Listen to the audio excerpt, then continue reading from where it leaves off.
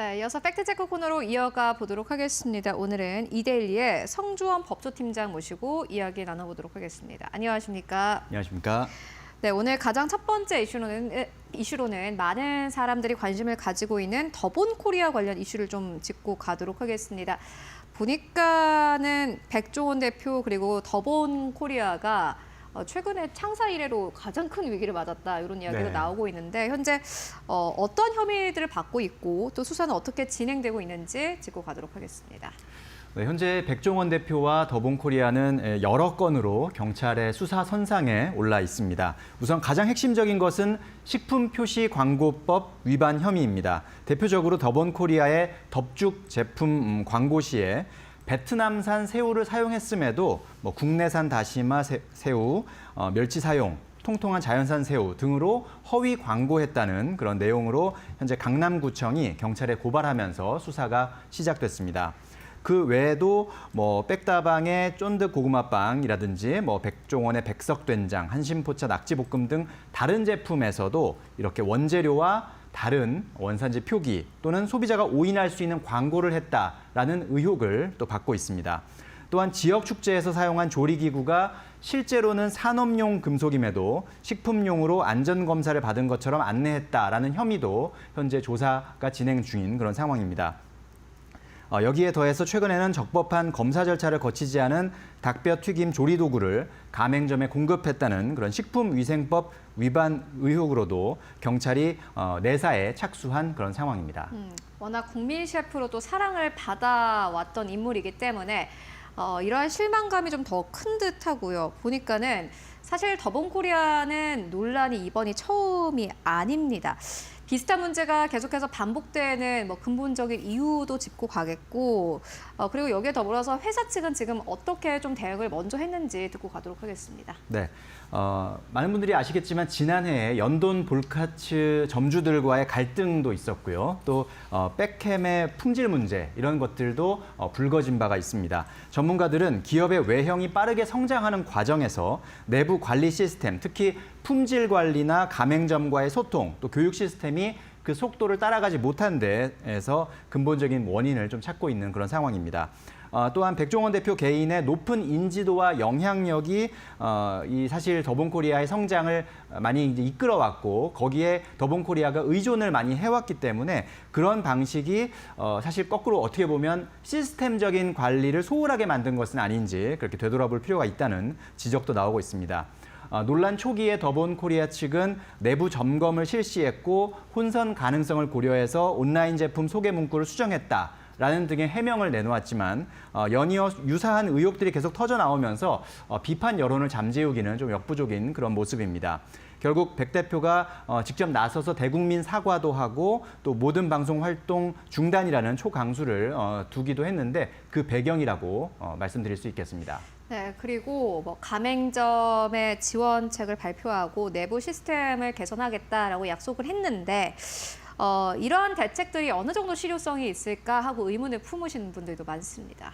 네, 백종원 대표는 50억 원 규모의 가맹점 지원책을 발표하고 또 추가 지원도 준비 중이라고 밝히는 등 적극적인 모습을 일단 보이고 있습니다. 로열티 3개월 면제, 핵심 식자재 할인 공급 이런 것들은 당장 어려움을 겪는 가맹점주들에게는 단기적으로 숨통을 틔워주는 그런 효과가 있을 것으로 보입니다.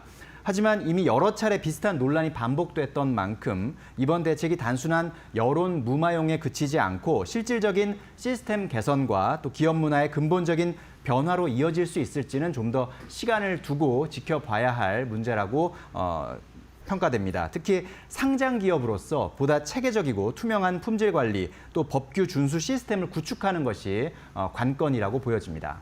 이번 사태로 사실 이미지의 타격도 있었고 무엇보다 더본코리아는 상장사입니다. 그렇기 때문에 주가에도 당연히 영향이 있을 수밖에 없는 상황인데요. 그렇다면은 더본코리아가 신뢰를 회복하기 위해서는 좀 어떠한 노력을 하는 게 맞다고 보고 계십니까? 네, 더본코리아 주가는 지난해 11월 상장 첫날 5만 원을 넘기면서 화려하게 출발을 했는데 최근에는 2만 원대로 하락하면서 공모가의 밑으로 공모가에 미치지 못하는 그런 좀 부진한 상황을 보이고 있습니다. 연이은 악재와 함께 최근에는 보호예수 해제에 따른 오버행, 즉 대규모 매각 대기 물량에 대한 우려까지 겹치면서 투자자들의 불안감이 커진 상황입니다. 물론 백 대표와 주요 주주들은 당장의 매도 계획은 없다라고 밝혔지만 시장의 우려는 여전한 상황이고요. 기업 이미지 실추는 물론 일부 가맹점의 매출 하락으로 이어지는 악순환도 나타나고 있는데 신뢰 회복을 위해서는 무엇보다 이번 사태의 원인을 철저히 규명하고 투명하게 공개하면서 실효성 있는 재발 방지 대책을 마련하는 것이 필요하다라는 지적이 나옵니다.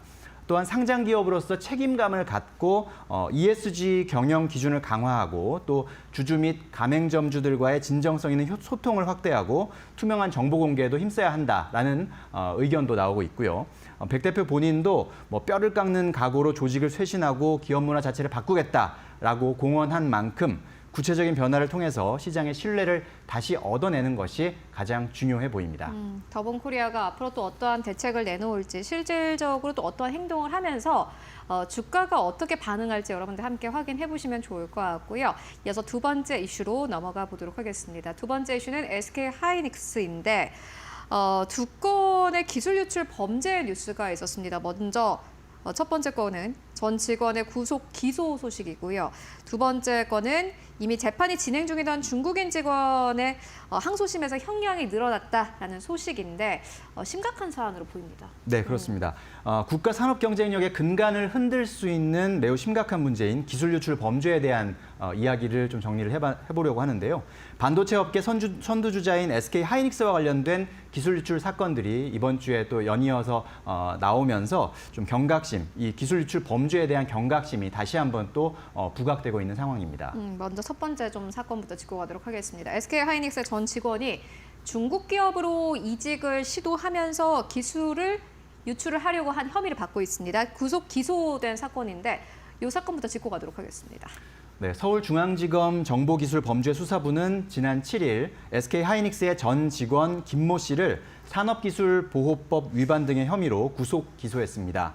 김 씨는 SK 하이닉스 중국법인에 근무하던 중 중국의 유력 반도체 기업인 화웨이의 자회사 하이실리콘으로부터 고액 연봉을 제안받고 이직을 준비했던 것으로 조사됐습니다.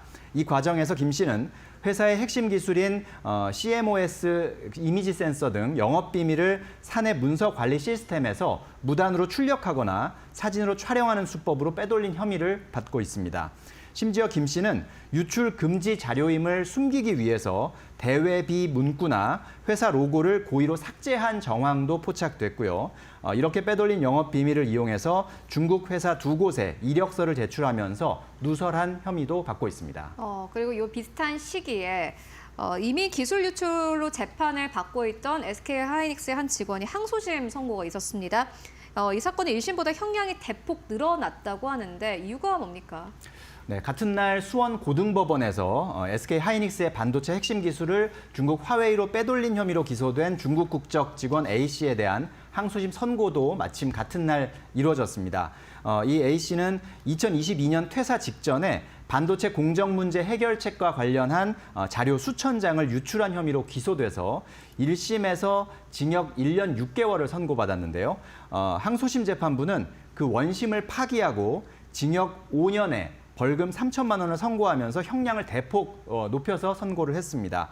재판부는 판결 이후로 피고인이 유출한 기술은 피해 회사가 단연간 연구 개발한 성과물이자 또 국가 핵심 기술로 평가되는 자료다라고 판단을 했고요. 이러한 범죄는 국내 기업의 생존 기반을 위태롭게 할 뿐만 아니라 국가 산업 경쟁력에도 심각한 악영향을 미치므로 국가 안보 차원에서 엄중한 처벌이 필요하다라고 강조하기도 했습니다. 그리고 이제 반도체와 같은 이 첨단 산업 분야에서 기술 유출 시도가 끊이지 않습니다. 좀 요 근본적인 사실 이유를 좀 해결을 해야 된다라는 생각도 드는데 이 근본적인 이유가 어디에 있다고 보십니까? 네, 역시 막대한 경제적 이익을 노리는 그 점 때문일 거라고 이제 예상이 되는데요. 특히 첨단 기술을 단기간에 확보하려는 후발 경쟁국이나 기업들의 유혹이 아무래도 끊이지 않고 있고 또 내부자 포섭을 통한 조직적인 접근도 빈번하게 이루어지고 있는 실정입니다. 또한 과거에는 기술 유출 범죄에 대한 처벌이 피해의 심각성에 비해서 상대적으로 가볍다라는 인식이 있었던 것도 역시 이 기술 유출 범죄가 근절되지 않는, 끊이지 않는 그 이유 중에 하나로 또 꼽히고 있는 상황입니다. 하지만 최근에는 기술 유출이 개별 기업의 피해를 넘어서 이렇게 국가 경제와 안보를 위협하는 중대 범죄다라는 인식이 조금씩 확산되고 있고요. 그러면서 우리 정부와 또 사법부의 대응도 한층 강화되고 있습니다.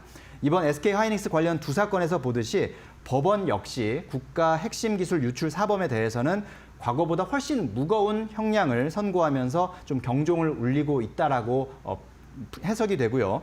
이러한 양형 강화는 분명히 범죄 예방 효과를 높이는 데 기여할 것으로 예상이 되고 또 기술 보호에 대한 우리 사회 전체의 경각심을 높이는 계기가 될 것으로도 기대되는 상황입니다. 네, SK하이닉스 기술 유출 사건도 함께 짚고왔습니다. 지금까지 이데일리의 성주원 법조팀장과 함께 이야기 나눠봤습니다. 말씀 고맙습니다. 고맙습니다.